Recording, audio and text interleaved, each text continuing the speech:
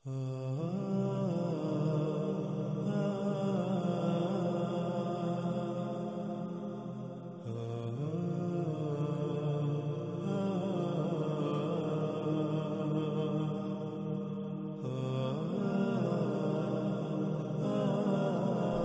وقت ناظرین سکرین پر آپ کو دو روایات نظر آ رہی ہیں.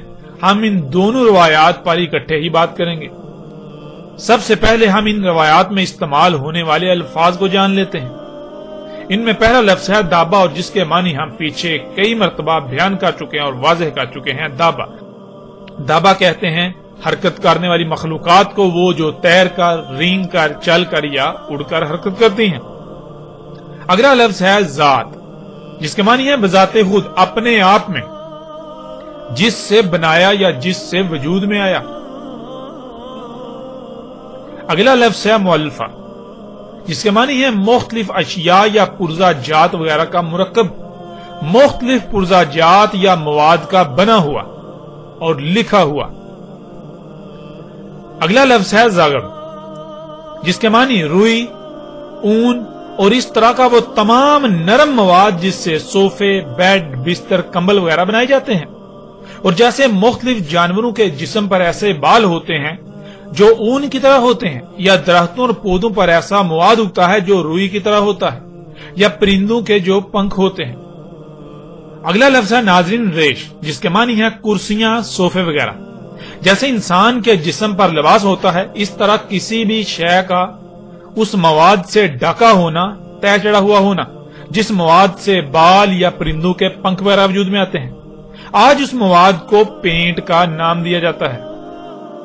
جب اس پینٹ کو کسی بھی شے پر کیا جاتا ہے تو باریک سی پلاسٹک کی طرح کی تہ وجود میں آ جاتی ہے، جیسے آج گاڑیوں، جہازوں وغیرہ پر پینٹ کیا جاتا ہے. اور کپڑے یہ ایسے مواد سے ڈھکے ہونا. اگلا لفظ ہے لون، جس کے معنی ہے رنگ. اگلا لفظ ہے وبر، جس کے معنی ہے ہر طرف سے یا بہت زیادہ یا زیادہ تر حصہ اس مواد سے ڈھکا ہونا، تہ چڑھا ہوا ہونا، جس مواد سے بال یا پرندوں کے پنکھ وجود میں آتے ہیں. آج اس مواد کو پینٹ کا نام دیا جاتا ہے. جب کسی شے پر پینٹ کیا جاتا ہے تو باریک سی پلاسٹک کی طرح کی تہ وجود میں آ جاتی ہے، جیسے آج گاڑیوں، جہازوں وغیرہ پر جو پینٹ کیا جاتا ہے. اب آتے ہیں ناظرین ان روایات کی طرف. رسول اللہ علیہ السلام نے کہا دابا مختلف اشیاء، مختلف مواد اور مختلف پرزہ جات کا مرکب ہوگا. وہ لکھا ہوا بھی ہوگا، وہ اپنے آپ میں ہوگا، یعنی وہ جس مواد سے بنا ہوگا وہ نرم ملائم مواد ہوگا. اس میں کرسیاں اور صوفے وغیرہ کی طرح سیٹیں ہوں گی، اور ان میں یعنی ان حرکت کرنے والی مخلوقات جو تیر کر، رینگ کر، چل کر اور اڑ کر حرکت کریں گی، تمام کے تمام رنگوں سے ہوں گی. یعنی دابا تمام کے تمام رنگوں سے ہوگا، ہر رنگ کا دابا ہوگا. یعنی قرب قیام الساعت ارض سے وجود میں آنے والا دابا ہر رنگ کا ہوگا. اس طرح ناظرین اگلی روایت میں دیکھیں. رسول اللہ علیہ السلام نے کہا دابا یعنی تیر کر، رینگ کر، چل کر اور اڑ کر حرکت کرنے والی مخلوقات جو قرب قیام الساعت وجود میں آئیں گی، وہ اپنی ذات میں یعنی وہ جس مواد سے وجود میں آئیں گی وہ وبر ہوگا اور ریش ہوگا. یعنی اس میں نرم ملائم مواد والی کرسیاں اور صوفے وغیرہ کی طرح کی سیٹیں ہوں گی. وہ اس مواد کی تہ چڑھا ہوا ہوگا جس مواد سے بال وجود میں آتے ہیں، یعنی ہر طرف سے پینٹ کیا ہوا ہوگا، پینٹ کی تہ چڑھا ہوا ہوگا. دابا مختلف مواد، مختلف اشیاء اور کئی مختلف پرزہ جات کا مرکب ہوگا. اس میں ہر رنگ سے ہوگا، یعنی قرب قیام الساعت نکلنے والا دابا ہر رنگ کا ہوگا. ناظرین یہ روایات ایسی ہیں جو چونکا کے رکھ دینے والی ہیں. ناظرین آپ غور کریں، یہ مخلوقات یعنی یہ جو انسان نے آج اپنے ہی ہاتھوں سے دابا خلق کیا، اللہ کے دابا کے مقابلے پر، جنہیں آج آپ گاڑیاں، جہاز، ہیلی کاپٹر، شپ یہ نام دیتے ہیں، یہ دیکھیں یہ کس سے وجود میں آیا. یہ سب مخلوقات، یہ دابۃ الارض جو ہے، یہ کس سے وجود میں آیا؟ کیا یہ اسی مواد سے وجود میں نہیں آیا جس کا ذکر محمد رسول اللہ علیہ السلام نے کیا؟ کیا اس کے اندر بالکل فرنیچر موجود نہیں ہے؟ اس کے اندر صوفے کی طرح کی کرسیاں اور سیٹیں موجود نہیں ہیں، نرم ملائم؟ کیا اس کے اوپر پینٹ کی تہ نہیں چڑھی ہوئی، یعنی اس مواد کی تہ نہیں چڑھی ہوئی ہوتی جس مواد سے آپ کے جسم پر بال وجود میں آتے ہیں؟ ذرا غور کریں، آپ کے جسم پر جو بال ہیں وہ کیا ہیں، وہ کس مواد سے وجود میں آئے؟ آپ کے جسم پر موجود بال تو بنیادی طور پر فلیکسیبل پلاسٹک ہے جسے ہم نائلون کہتے ہیں، اور پینٹ کیا ہوتا ہے؟ پینٹ بھی تو پلاسٹک ہے۔ ناظرین غور کریں، اور حیران کن طور پر جس مواد سے آپ کے جسم کے اوپر بال وجود میں آتے ہیں بالکل وہی میٹیریل، وہی مواد خام تیل سے جب نکالا جاتا ہے تو اسے آپ پینٹ کا نام دیتے ہیں، اسے آپ پلاسٹک کا نام دیتے ہیں۔ تو ناظرین غور کریں، اس کے علاوہ دیکھیں رسول اللہ علیہ السلام نے کہا کہ دابا بنا ہوا ہوگا کس سے؟ دابا بہت سارے پرزا جات کا مرکب ہوگا، مختلف مواد ہوں گے، ان کا مختلف اشیاء کا مرکب ہوگا۔ اور ناظرین غور کریں، کیا ایسا ہی نہیں؟ حیران کن طور پر یہ ایجادات، یہ مخلوقات، یہ جو دابۃ الارض ہے، یہ گاڑیاں، یہ جہاز، یہ ان کو دیکھیں، یہ کیا واقعتاً پرزا جات کا مرکب نہیں ہے؟ ناظرین حیران کن طور پر یہ دابا مختلف پرزا جات کا مرکب ہے۔ ناظرین غور کریں، کیا محمد رسول اللہ علیہ السلام نے دابۃ الارض کی وضاحت میں کوئی کسر چھوڑی؟ ایسے ایسے الفاظ استعمال کیے کہ جو دہلا کے رکھ دینے والے ہیں۔ اور پھر ناظرین اس سے بڑی بات یہ کہ رسول اللہ علیہ السلام نے کہا کہ دابے میں ہر رنگ ہوگا، ہر رنگ کا دابا ہوگا، ہر رنگ کا، جتنے بھی رنگ ہیں ہر رنگ کا دابا ہوگا۔ اور ناظرین غور کریں، کیا یہ گاڑیاں ہر رنگ میں نہیں پائی جاتی؟ کالا، سرخ، سفید، نیلا، بلیو، یعنی ہر رنگ میں یہ گاڑیاں نہیں پائی جاتی؟ ہر رنگ میں دابا آج اپنی آنکھوں سے آپ دیکھ رہے ہیں۔ میں قربان جاؤں اپنے خلیل و مولا محمد رسول اللہ علیہ السلام پر، آج ان کے الفاظ کے عین مطابق جو کچھ انہوں نے اس وقت اپنی آنکھوں سے دیکھ کر کہا تھا، آج وہ سب کچھ ہمارے سامنے موجود ہے، آج وہ سب کچھ آپ کے سامنے موجود ہے، آج آپ اسی وقت میں موجود ہیں، آج وہ دابا آپ کے درمیان موجود ہے، آج آپ کتنے نازک اور خطرناک وقت میں ہیں شاید ہی کسی کو اس کا ادراک ہو۔ عظیم تباہی آپ کے سروں پر منڈلا رہی ہے، لیکن اس کے باوجود لوگ ہیں کہ وہ اندھے کے اندھے ہیں، وہ اندھوں کی طرح چوپایوں سے بھی کم تر بنے ہوئے ہیں۔ جس کو اللہ سبحانہ وتعالی نے فساد کی آخری حد کہا، اسے آج موجودہ لوگ یا موجودہ انسان خوشحالی اور ترقی کا نام دیتے ہیں۔ جس دابا کا نکلنا انسان کے لیے خسارہ ہی خسارہ تھا، آج وہ نکل چکا، لیکن کسی کو کوئی فکر ہی نہیں۔ ناظرین مجھے نہیں لگتا کہ اس سے بھی واضح الفاظ کوئی اور ہو سکتے تھے اس دابۃ الارض کی وضاحت کے لیے، جو آج سے 14 صدیاں قبل محمد رسول اللہ علیہ السلام نے استعمال کیے۔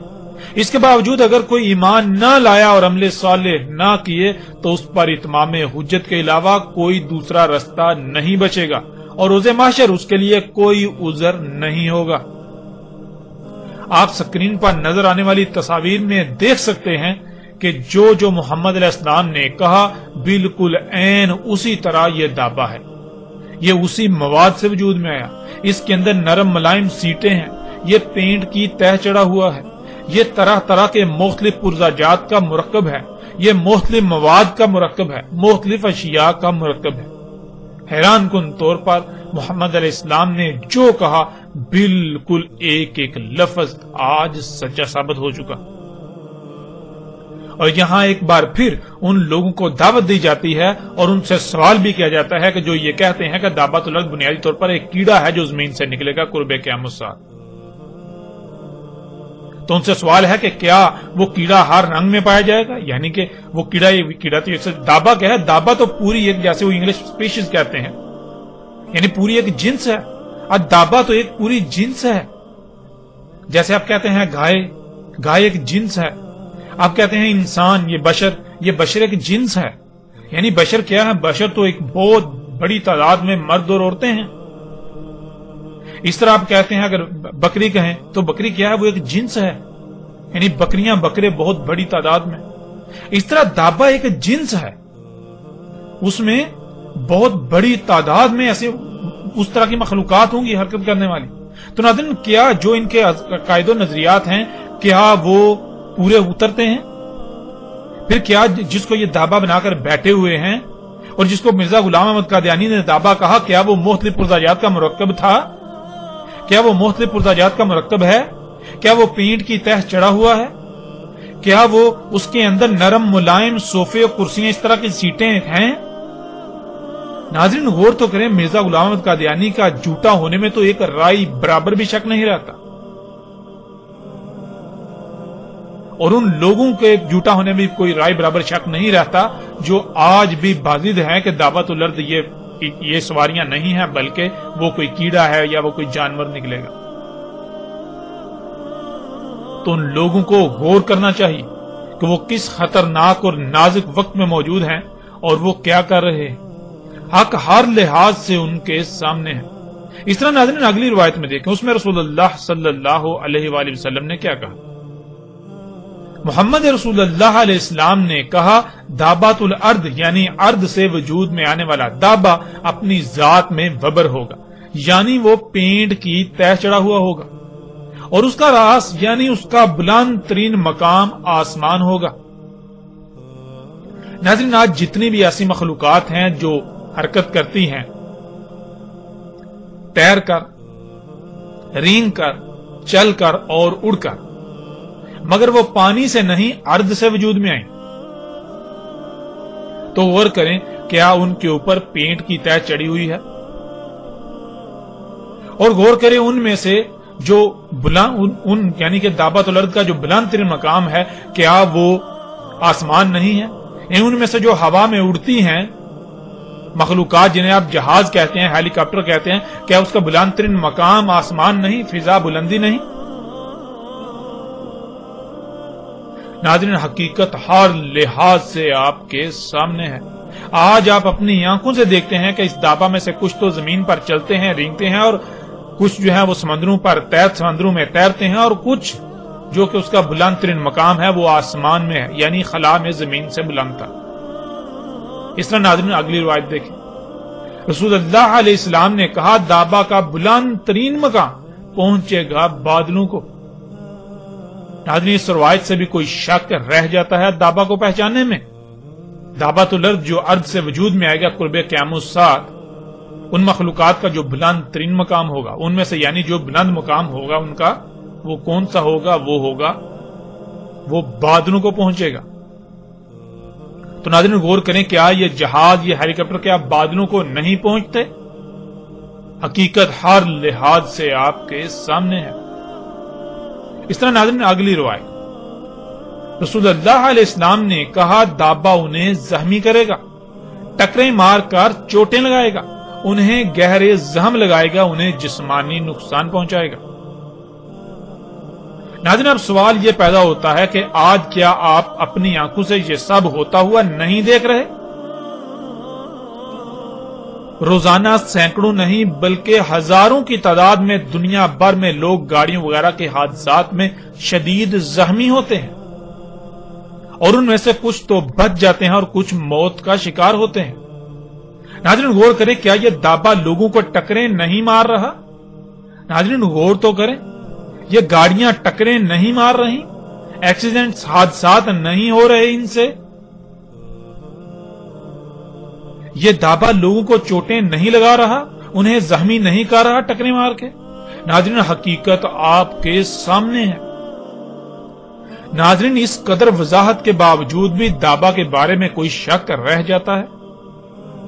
ذرا غور تو کریں، ایک طرف اللہ سبحانہ و تعالیٰ ایک انسان کا قتل پوری انسانیت کے قتل کے برابر قرار دیتے ہیں، تو وہیں دوسری طرف انسان کا خلق کردہ دابا یعنی یہ تیر کر، رینگ کر، چل کر اور اڑ کر حرکت کرنے والی مخلوقات سالانہ لاکھوں انسانوں کے قتل کا سبب بنتی ہیں۔ یہ دابا لاکھوں کو یتیم کرتا ہے، لاکھوں کو بیوہ کرتا ہے، لاکھوں ماؤں کی گودیں اجاڑ دیتا ہے، اور نہ جانے کتنی ہی تعداد میں لوگوں کو زخمی کر رہا ہے، اپاہج و مفلوج کر دیتا ہے۔ لیکن اس کے باوجود ہر کوئی انسان اسے اپنے لیے مسیحا یعنی فائدہ مند اور سہولت ہی تصور کرتا ہے، سہولت ہی سمجھ رہا ہے، فائدہ مند سمجھ رہا ہے، اور اس لیے کیونکہ وہ صرف اس کا ایک ہی رخ دیکھتا ہے۔ یہی تو ناظرین دجل ہے، یہی تو دجال ہے۔ جو دنیا اور آخرت تباہ کر رہا ہے، لیکن اس کے باوجود وہ لوگوں کو مسیحا نظر آ رہا ہے۔ ناظرین ذرا تصور کریں، آپ کا بیٹا، بیٹی، ماں، بہن یا بھائی وغیرہ اس دابا کی ٹکر سے موت کا شکار ہو جائے تو آپ کو کیسا لگے گا؟ کیا آپ کو تب بھی یہ دابا مسیحا ہی نظر آئے گا؟ نہیں، بالکل نہیں۔ یہی فرق ہے ناظرین۔ آج پوری دنیا میں خوراک ہے ہی خبیث جسے کھا کر انسان خود غرض ہو چکے ہیں۔ کوئی بھی ایسا نہیں کہ جو خود کو دوسرے کی جگہ پر رکھ کر اس کا دکھ درد محسوس کرے۔ جب اپنے سر پر پڑتی ہے تب ہی کچھ نظر آتا ہے، ورنہ آج تقریباً سب کے سب ہی اندھے اور بہرے ہو چکے ہیں، سب کے دل مردہ ہو چکے ہیں، سب کے دل اندھے ہو چکے ہیں۔ اس کے علاوہ اگر صرف اس بات پر غور کر لیا جائے کہ اس دابا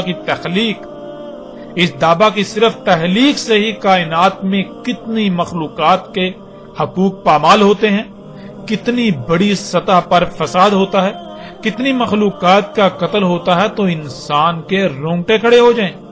لیکن اس کا ادراک یوم القیامت کو ہی ہوگا۔ آج بے شک آپ اپنی آنکھیں بند رکھیں، عنقریب بہت جلد آپ حقیقت خود تسلیم کریں گے، لیکن تب آپ کو تسلیم کرنا کوئی فائدہ نہیں دے گا۔ اس طرح ناظرین بڑھتے ہیں اگلی روایت کی طرف۔ رسول اللہ علیہ السلام نے کہا، اس میں کچھ شک نہیں، دابا ہوگا، اس میں ہر رنگ کا دابا ہوگا۔ اور ناظرین آج آپ اپنی آنکھوں سے یہ سب کچھ دیکھ رہے ہیں، کیا یہ دابا ہر رنگ میں موجود نہیں ہے؟ ذرا غور تو کریں۔ بڑھتے ہیں ناظرین اگلی روایت کی طرف، اور یہ روایت ایسی ہے جو آپ کو دہلا کر رکھ دے گی، آپ کے رونگٹے کھڑے کر دے گی۔ سب سے پہلے حسب سابق اس روایت میں استعمال ہونے والے الفاظ کو جان لیتے ہیں۔ ان میں سب سے پہلا لفظ دابا، جس کے معنی آپ جانتے ہیں۔ پھر اگلا لفظ ہے حیط، جس کے معنی ہے محاصرہ، گھیراؤ، حصار یا ایسی جگہ جو ہر طرف سے بند ہو، جس سے باہر نکلنا ممکن نہ ہو سوائے اس کے دروازے سے، اگر دروازہ موجود ہو تو، ورنہ اسی کے اندر رہنا ہو۔ اگلا لفظ ہے صد۔ صد ناظرین کہتے ہیں مادی یا غیر مادی رکاوٹ کو۔ غیر مادی رکاوٹ کے معنی مادی پر غالب ہیں۔ اگلا لفظ ہے ابواب، جو کہ باب کی جمع ہے، اور باب کہتے ہیں داخل ہونے اور باہر نکلنے کے رستے کو، دخول اور خروج کے مقامات کو۔ پھر اگلا لفظ ہے طرح، جس کے معنی ہے شے بنا کر اسے لانچ کرنا، یعنی شے بنا کر اسے متحرک کرنا، شے خلق کر کے اسے کہیں چھوڑ دینا یا آپریٹ کرنا۔ اگلا لفظ ہے وحش، جس کے معنی ہے ایسی عجیب الخلقت مخلوق جو موجود نہ ہو تو تصوراتی مخلوق، اور اگر موجود ہو تو بہت زیادہ مشہور و معروف مخلوق، ایسی مخلوق جو بے قابو اور ہر طرف سے نقصان پہنچائے، ایسی مخلوق جو جہاں موجود ہو اس کو اتنا فساد زدہ کر دے کہ وہ شاید تباہ ہو جائے، ایسی مخلوق جو بے قابو ہو کر ہر طرف کے در و دیوار توڑ دے، انہیں کھوکھلا کر دے، ایسی مخلوق جو عیب دار ہو،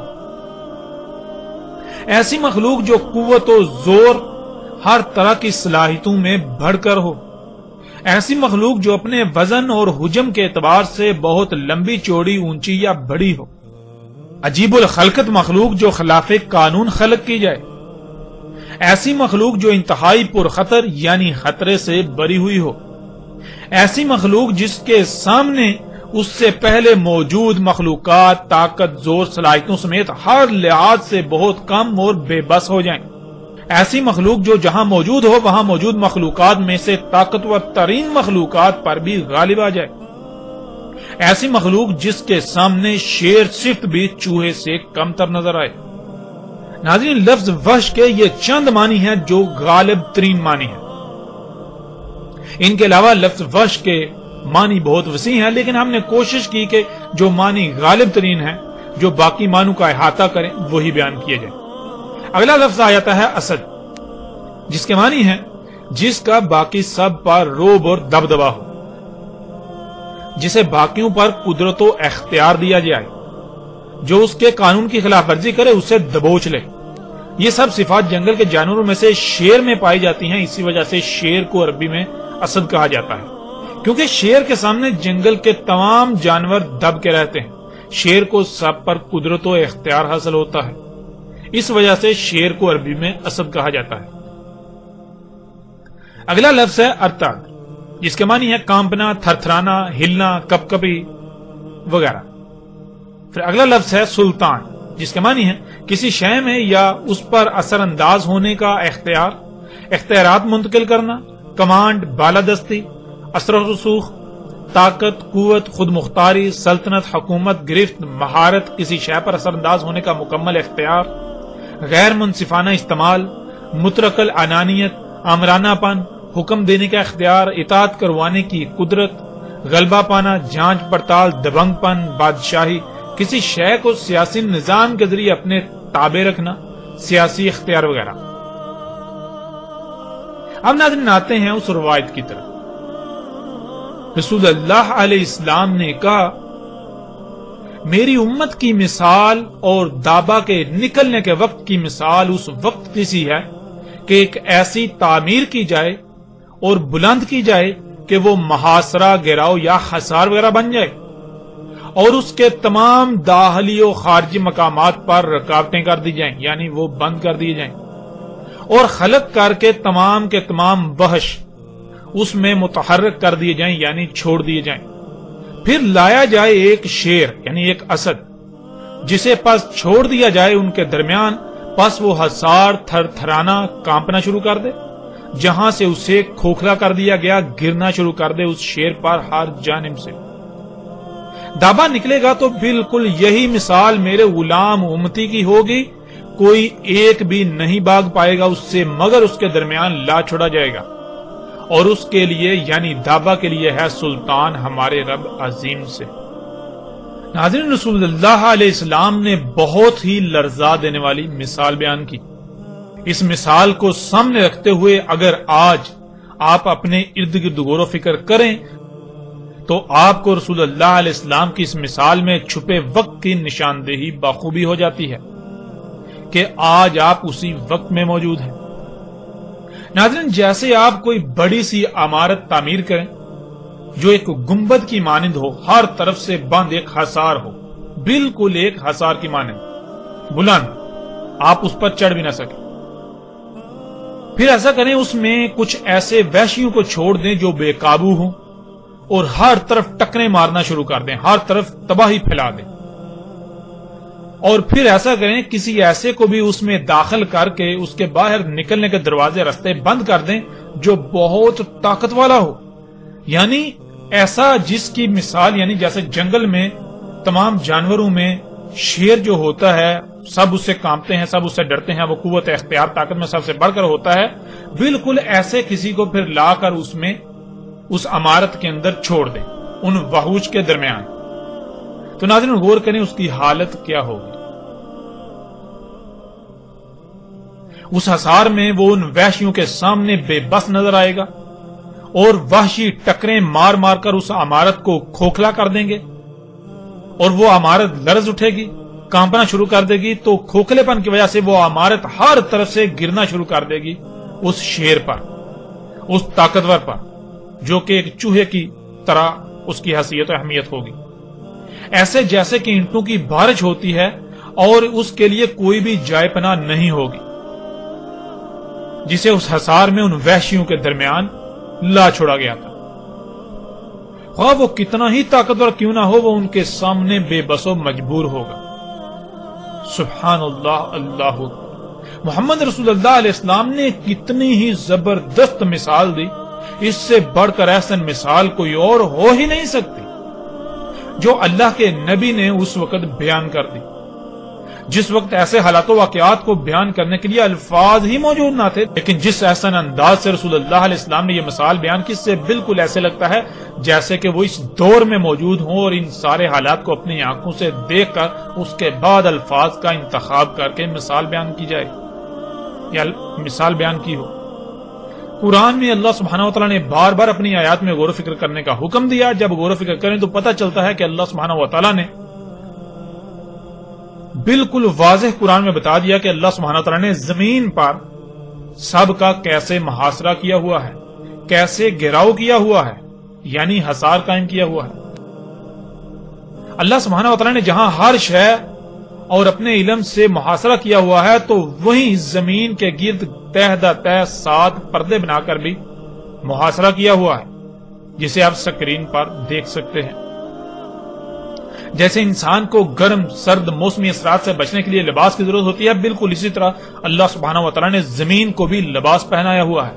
زمین کی مقناطیسی قوت ہے اور زمین کے گرد گیسوں کی 7 تہیں ہیں، جنہیں اللہ سبحانہ و تعالیٰ نے زمین کے ساتھ آسمان بھی کہا۔ زمین کی مقناطیسی قوت اور یہ گیسوں کے 7 تہ در تہ حصار، یہ تہیں زمین کے گرد اللہ سبحانہ و تعالیٰ کا حصار ہیں۔ اسی حصار کے اندر انسان زندہ رہ سکتا ہے۔ اس حصار کے اندر اللہ سبحانہ و تعالیٰ نے انسان کو خلق کیا، اس سے پہلے اس کے داخلی و خارجی رستے بند کر دیے۔ یعنی ناظرین، اس مثال میں جس عمارت کا محمد رسول اللہ علیہ السلام نے ذکر کیا وہ عمارت یہی ہے، اللہ کی یہ عمارت، یہ جو اللہ نے تعمیر کی، یہ زمین اور اس کے گرد گیسوں کے جو حصار قائم کر دیا، گیسوں کا، زمین کے گرد گیسوں پر مشتمل یہ 7 تہیں ہر لحاظ سے اللہ سبحانہ و تعالیٰ کا زمین کے گرد حصار ہے۔ یہی گیسوں کی تہیں سورج کی نقصان دہ شعاؤں کو زمین پر آنے سے روکتی ہیں۔ اگر وہ براہ راست زمین پر آ جائیں تو زمین پر زندگی کا تصور ختم ہو جاتا ہے۔ سورج سے اٹھنے والے آگ کے طوفان انہی تہوں کی وجہ سے زمین پر نہیں آ پاتے، ورنہ ایک لمحے سے بھی کم وقت میں زمین پر سب کچھ جل کر راکھ ہو جائے۔ یہی حصار زمین پر بخارات کی شکل میں اوپر اٹھنے والے پانی کو باہر خلا میں جانے سے روکتا ہے، اور پھر وہ پانی واپس زمین پر بارش کی صورت میں اترتا ہے۔ یہی گیسوں کی تہیں یعنی یہی حصار لا تعداد پتھروں و شہابیوں کو زمین پر آنے سے روکتا ہے، ورنہ زمین پر ہر شے تباہ ہو جائے۔ اس کے علاوہ اگر ان پر لکھا جائے یا ان پر بات کی جائے، اس حصار پر بات کی جائے تو ایک وسیع بات کی جا سکتی ہے۔ ہمارا مقصد اللہ سبحانہ و تعالیٰ کے بنائے ہوئے اس حصار کو سمجھنا ہے، جسے محمد رسول اللہ علیہ السلام نے ایک مثال سے یعنی ایک عمارت سے تشبیہ دی۔ پھر ناظرین، اللہ سبحانہ و تعالیٰ نے زمین کے اندر بھی انتہائی پیچیدہ نظام بنا دیا، اور اس طرح زمین کے اوپر بھی انتہائی پیچیدہ نظام بنا دیا۔ اللہ سبحانہ و تعالیٰ نے تمام مخلوقات کو خلق کر کے جس جس مقصد کے لیے خلق کیا انہیں ان کے مقامات پر رکھ کر اس مقصد کو پورا کرنے پر لگا دیا۔ اگر کوئی بھی مخلوق اپنے مقام سے ہٹ جائے گی تو پھر زمین کا توازن برقرار نہیں رہے گا، پھر زمین پر بھی ہر طرف سے اسی طرح تباہی آئیں گی جیسے مثال میں اس حصار کا بیان کیا گیا۔ پیچھے ناظرین وحش کے معنی بیان کیے جا چکے ہیں۔ جب الوحش نے اللہ سبحانہ و تعالیٰ کے خلق کیے ہوئے اس حصار میں ہر طرف فساد و تباہی برپا کرنا تھی، اس کو رسول اللہ علیہ السلام نے دابا کہا، دابات الارض کہا۔ وحش یعنی وہ کون سی ایسی عجیب الخلقت مخلوقات ہیں جو پہلے موجود نہیں تھیں اور اب موجود ہیں، یا پھر ابھی بھی موجود نہیں، اور ایسی مخلوقات جن کے سامنے رسول اللہ علیہ السلام کے غلام امتی بے بس ہو جائیں گے، جو اللہ سبحانہ و تعالیٰ کی بنائی ہوئی عمارت یعنی اس زمین کو اتنا کھوکھلا کر دیں گے جس سے یہ لرزے گی، کانپے گی، یعنی زلزلے آئیں گے، ہر طرف سے اس پر تباہیاں آئیں گی، اللہ کی تمام مخلوقات میں خرابیاں اور تباہیاں ظاہر ہوں گی۔ کیا یہ سب آج نہیں ہو رہا؟ ناظرین غور تو کریں، آج کوئی ایک بھی شے ایسی نہیں جو فطرت پر ہو۔ لا تعداد بیماریاں، زلزلے، طوفان، آندیاں، سیلاب، موسموں میں غیر معمولی تغیر تبدل، سمندری مخلوقات کا لا تعداد قتل عام، بے وقت بارشیں، سانس لینے کے لیے آکسیجن بھی خالص نہیں، نہ کھانے کو، نہ پینے کو، نہ رہنے کو، حتیٰ کہ اللہ کی کوئی ایک بھی خلق زمین پر خالص نہیں رہی، خرابیوں سے پاک نہیں رہی۔ اور ایسی حالت میں اللہ کے غلاموں کی بالکل وہی کیفیت ہے جو کیفیت اس شیر کی جو اس حصار میں تھا، اور ہر طرف سے عمارت اس پر گر رہی ہے۔ ناظرین اللہ سبحانہ و تعالیٰ کے نبی محمد رسول اللہ علیہ السلام نے کہا کہ یہ سب تب ہوگا جب دابا خلق کر کے نکالا جائے گا۔ اس دابا کا خالق اللہ نہیں بلکہ خود انسان ہوگا۔ اللہ سبحان ہے، وہ ایسا دابا خلق نہیں کرتا جو اللہ کے قانون کے ہی خلاف کام کرے، سوائے اس کے کہ جسے اختیار دیا، اور وہ نافرمان ہو گیا یعنی انسان۔ یہ دابا ظلم کرنے والا ہے، اللہ کی تمام مخلوقات کے مقامات میں کمی کرنے والا ہے۔ اللہ سبحانہ وتعالیٰ قرآن میں بار بار کہتے ہیں کہ اللہ انسانوں پر ظلم نہیں کرتا مگر انسان خود ہی اپنے آپ پر ظلم کرتے ہیں، اور اللہ سبحانہ وتعالیٰ یہ بھی کہتا ہے کہ اللہ عالمین کے لیے ظلم نہیں چاہتا، اور دنیا میں جو بھی ہلاکت و تباہی آتی ہے وہ انسانوں کے ہی کیے ہوئے ظلم کی وجہ سے آتی ہے۔ ظلم کرنے سے فساد ہوتا ہے اور فساد تباہی کا باعث بنتا ہے. اور قرآن میں ایسی درجنوں آیات ہیں جن میں اللہ سبحانہ وتعالی نے یہ کہا کہ اللہ ظلم نہیں کرتا، اللہ ظلم نہیں چاہتا، لیکن یہ انسان خود ہی ہیں جو ظلم کرتے ہیں. یہ جو تباہیاں آتی ہیں یہ کس وجہ سے آتی ہیں؟ یہ فساد، یہ تباہیاں کس وجہ سے؟ یہ انسانوں کے اپنے اعمال، اپنے کرتوتوں کی وجہ سے، جیسا کہ چند آیات کو آپ سکرین پر دیکھ رہے ہیں.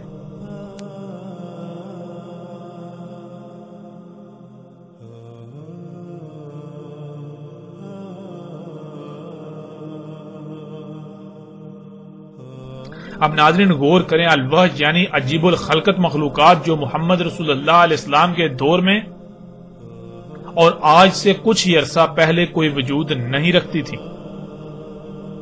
جو کہ آج موجود ہیں اور ہر طرف موجود ہیں، جو بہت مشہور و معروف ہیں، اتنی واضح ہیں جیسے دن کے وقت سورج جسے دیکھنے سے آنکھیں چلے آ جائیں. یعنی سورج اتنا واضح ہوتا ہے لیکن وہ دیکھنا بہت مشکل ہو جاتا ہے. آج بالکل اسی طرح وہ الوحش دندناتے پھر رہے ہیں لیکن کسی کو بھی نظر نہیں آ رہے، اور اللہ کی زمین پر ہر شے میں تباہی مچا رہے ہیں. ہر شے کو کھوکھلا کریں، زمین کو کھوکھلا کریں، اللہ کی عمارت کو عیبدار کر رہے ہیں، کھوکھلا کر رہے ہیں. اور مومن اللہ کے غلام اس شیر کی طرح بے بس ہیں، بالکل بے بس. اور ناظرین سکرین پر نظر آنے والی تصاویر میں آپ دیکھ سکتے ہیں کہ اللہ کا دابا، اللہ کا غلام، اور اس کے مقابلے پر انسان کا دابا الوحش جو تباہی مچا رہا ہے، زمین کو کھوکھلا کر رہا ہے، جس سے پہاڑوں کو کاٹا جا رہا ہے، زمین کی مائننگ کی جا رہی ہے، پہاڑوں کی مائننگ کی جا رہی ہے، اسے کھوکھلا کیا جا رہا ہے، جس سے پھر زمین کا توازن بگڑ گیا. اس کی وجہ سے پھر زلزلے آ رہے ہیں، طرح طرح کی تباہیاں، طوفان، سونامی آ رہے ہیں، طرح طرح کی بیماریاں، اور کیا کچھ نہیں ہو رہا. اور مومن جو کہ اللہ کا غلام ہے، جس کی حیثیت یعنی کہ جو زمین پر اللہ کا مالک ہے، جو اللہ کا نائب ہے، وہ ان وحوش کے سامنے بالکل بے بس ہے، ان مخلوقات کے سامنے بالکل بے بس ہے. یہ مخلوقات زمین کو اس طرح کھوکھلا کر رہی ہیں کہ انہیں کوئی روکنے والا ہے ہی نہیں، جیسے کہ ان کو سلطان حاصل ہے، ان کو قدرت حاصل ہے، ان کو سلطنت حاصل ہے، انہیں کوئی روکنے والا نہیں، یعنی مومن ان کو چاہ کر بھی نہیں روک سکتا. ناظرین تصاویر میں نظر آنے والی مشینوں سمیت باقی آج جتنی بھی ایسی مشینیں ہیں جن میں ہر قسم کی گاڑیاں بھی ہیں، یہ تمام وہ وحوش ہیں جن کا نہ صرف قرآن میں بھی ذکر ہے بلکہ محمد رسول اللہ علیہ السلام نے ان کے بارے میں تفصیل سے آگاہ کر دیا تھا. اور رسول اللہ علیہ السلام کے الفاظ کے عین مطابق آج مومن دابا کے سامنے، ان وحوش کے سامنے بالکل بے بس ہیں. ان وحوش نے، دابا نے اللہ کی بنائی ہوئی اس عمارت زمین کو ہر طرف سے اتنا کھوکھلا کر دیا کہ یہ عمارت آج ہر طرف سے گر رہی ہے. زلزلے، سیلاب، طوفان، بیماریاں، زمین کا دھنسنا، مصائب، تکالیف، جنگ و جدل سمیت ہر طریقے اور ہر طرف سے اللہ کی عمارت گر رہی ہے، تباہیوں کا شکار ہے. اور مومن اس شیر کی طرح بے بس ہیں جو ان وحوش کے درمیان لا کر چھوڑ دیا گیا اور عمارت کا دروازہ بند کر دیا گیا. اگر کوئی مومن ہو تو اسے اس کا بخوبی ادراک ہے. یہ تھا ناظرین زمین سے نکلنے والا دابا. یہ اس وقت نکلنا تھا جب قول واقع ہونا تھا، اور پیچھے ہم گزشتہ ایک ساعت میں ہر لحاظ سے کھول کھول کر واضح کر چکے کہ قول تو کب کا واقع ہو چکا. اللہ سبحانہ و تعالیٰ نے اپنا سارے کا سارا دابا پانی سے خلق کیا، لیکن اس دابا نے قرب قیام الساعت جس نے وجود میں آنا تھا، اس نے ارض سے یعنی زمین سے، زمین کے عناصر سے وجود میں آنا تھا. اور ناظرین اللہ کا دابا تو پہلے ہی موجود تھا، بعد میں وجود میں آنے والا دابا دابۃ الارض تھا جس نے بعد میں وجود میں آنا تھا. تو غور کریں کون سا دابا پہلے موجود تھا اور کون سا بعد میں وجود میں آیا. ہر لحاظ سے حق آپ کے سامنے ہے. اللہ سبحانہ تعالیٰ نے قرآن میں دابا کا نکلنا ساتھ کی آخری شرط دخان سے پہلے بتایا، اور محمد رسول اللہ علیہ السلام نے بھی کہا کہ جب دابا نکل آئے گا تب وقت ختم ہو جائے گا. آج جب دابا نکل چکا، جو کچھ اس نے کرنا تھا وہ کر چکا، تو سوال یہ پیدا ہوتا ہے کہ جن لوگوں کو ابھی بھی دجال نظر نہیں آیا، تو کیا دجال دابا نکلنے کے بعد نکلنا تھا؟ ناظرین غور تو کریں، دجال تو دابا کے خروج سے پہلے نکلنا تھا. دابۃ الارض تو بذات خود دجال میں سے ہے، یہ دجال کا دابا ہونا تھا. تو غور کریں آج نہ صرف دابا نکل چکا بلکہ پوری دنیا میں دندناتا پھر رہا ہے. یہ وحش، یہ دابا جو الوحوش ہیں، یہ پوری زمین کو، اللہ کی سمارت کو ہر طرف سے کھوکھلا کر چکے ہیں۔ یہ سب کچھ ہو چکا تو کیا آج بھی آپ دجال کے انتظار میں ہیں؟ کس دجال کے انتظار میں ہیں؟ ناظرین غور تو کریں، آنکھیں کھولیں اس سے پہلے کہ دیر ہو جائے، اپنی آنکھیں کھولیں، غور کریں اس سے پہلے کہ وہ وقت آ جائے جب آپ کے پاس سوائے پچھتاوے کے کچھ نہ رہے۔ اور ان قریب جب وہ وقت آئے گا جو کہ بالکل سر پر ہے، تب آپ کی آنکھیں پھٹی کی پھٹی رہ جائیں گی۔ لہذا اس وقت ہے، غور کریں، اپنی آنکھیں کھولیں۔ یہاں پھر ان تمام لوگوں کو چیلنج ہے جو دعوت الارض کے بارے میں طرح طرح کے عقائد و نظریات بنا کر بیٹھے ہوئے ہیں۔ اگر وہ اپنے دعووں میں سچے ہیں، اپنے عقائد و نظریات میں سچے ہیں، تو اس حق کو غلط ثابت کر کے دکھائیں۔ اور قادیانیوں کو بھی کھلم کھلا چیلنج ہے کہ مرزا غلام احمد قادیانی اگر سچا تھا تو پھر اس کا دعویٰ جھوٹا نہیں ہو سکتا تھا، اور اگر اس کا دعویٰ جھوٹا ہو جاتا ہے، جو کہ آپ نے دیکھا مرزا غلام احمد قادیانی کا دعوت الارض کے بارے میں دعویٰ بالکل ہر لحاظ سے اس طرح جھوٹا، باطل، بے بنیاد ثابت ہو چکا کہ دنیا کی کوئی طاقت اس کا انکار نہیں کر سکتی۔ تو جب اس کا دعویٰ غلط ثابت ہو چکا تو پھر مرزا غلام احمد قادیانی مہدی تھا یا پھر دل پر تھا، گمراہ تھا؟ مرزا غلام احمد قادیانی رسول تھا یا پھر کذاب تھا؟ مرزا غلام احمد قادیانی کذاب تھا۔ مرزا غلام احمد قادیانی مثل مسیح تھا یا پھر بذات خود ایک دجال تھا؟ حقیقت آپ کے سامنے ہے، مرزا غلام احمد قادیانی بذات خود ایک دجال تھا، جو انسانوں میں سے جن دجالون کذابون نے آنا تھا۔ اور قادیانی کو ہم پھر کہتے ہیں کہ اس قدر حق واضح ہونے کے باوجود اگر آپ لوگ حق کو تسلیم نہیں کرتے، اپنی آنکھیں بند کیے ہوئے رہتے ہو، تو پھر جان لو دنیا میں جتنے بھی مشرک ہیں ان میں سے سب سے بڑھ کر مشرک تمہارے علاوہ اور کوئی نہیں ہو سکتا۔